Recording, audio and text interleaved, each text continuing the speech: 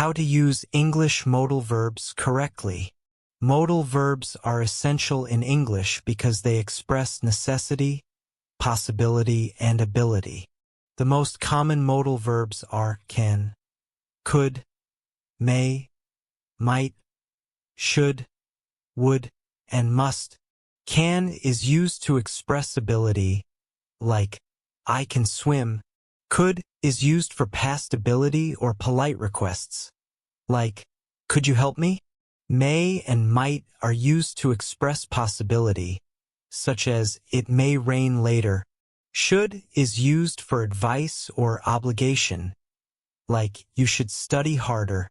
Would is often used for polite requests, like, would you like some tea? Finally, must indicates necessity, like, you must wear a helmet. Understanding modal verbs and their uses in different situations will make your speech and writing more accurate and clear.